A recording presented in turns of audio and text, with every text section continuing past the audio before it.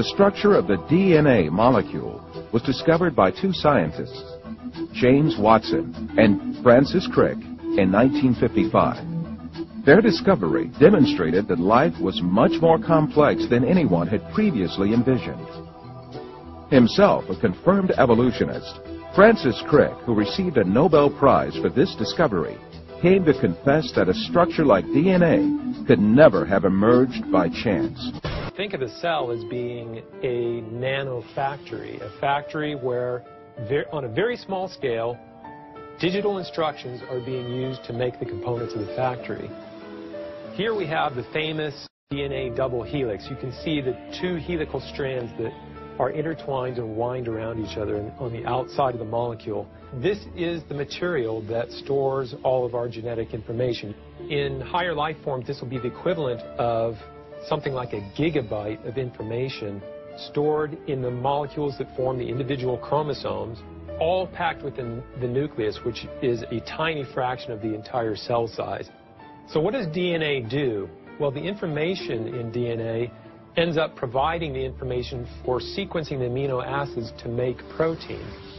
We have information in a one-dimensional form that provides the information for a three-dimensional form. If we attempt to write down the information in the DNA, this would take up approximately 1 million pages.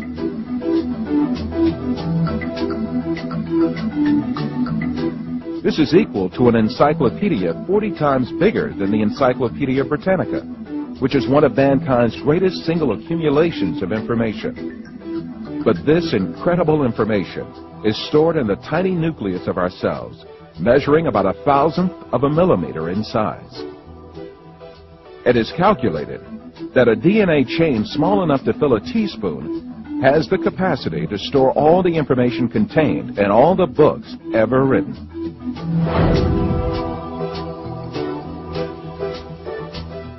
Of course, such an amazing structure could never have been. The theory of evolution, which sees life as the result of mere coincidences and haphazard happenings, is helpless to explain anything in the face of the incredible complexity of DNA.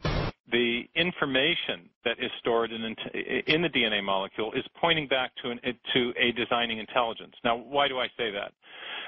It has to do with what we know about the cause and effect structure of the world.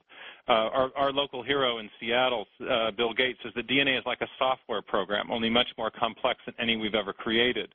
And that's a very suggestive remark because we know that programs always come from programmers. And in fact, we know generally that information, whether it's in a computer program or a hieroglyphic inscription or in a headline in a newspaper or a block of text in a book, information always comes from an intelligent source. So when we find information in the DNA molecule, the most logical thing to conclude is that it, too, had an intelligent source. Now, Dr. Werner Gitt is an information specialist. Since we're talking about information, we'll go to an information specialist. He wrote a book called In the Beginning Was Information that you and I both love. And in his book he says this: a code system is always the result of a mental process. It requires an intelligent origin or inventor. It should be emphasized that matter as such is unable to generate any code. All experiences indicate that a thinking being voluntarily exercising his own free will, cognition, and creativity is required. He goes on to say, there is no known law of nature, no known process, and no known sequence of events which can cause information to originate by itself in matter. Now, do you realize what a serious problem that is for the evolutionists? It's a tremendously serious problem. Here's an information specialist saying that information never comes from naturalistic processes. It always requires intelligence. A living cell is comprised of thousands of tiny parts that work in harmony.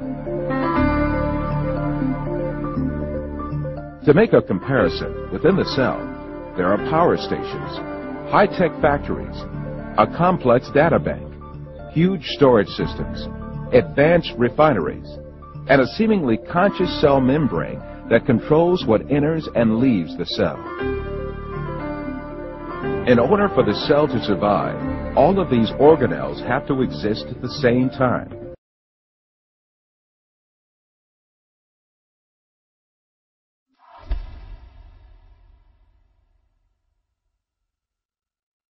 Irreducible complexity was coined by Mike Behe in describing these molecular machines.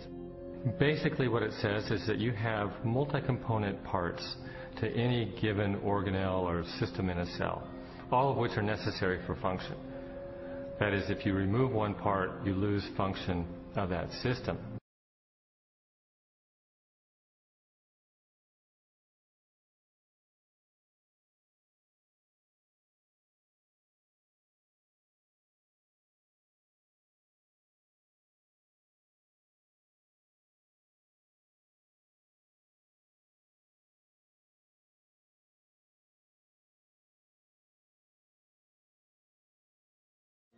Without the tools to observe the machinery of the cell, and long before the idea of irreducible complexity, Charles Darwin offered a way to test his own theory.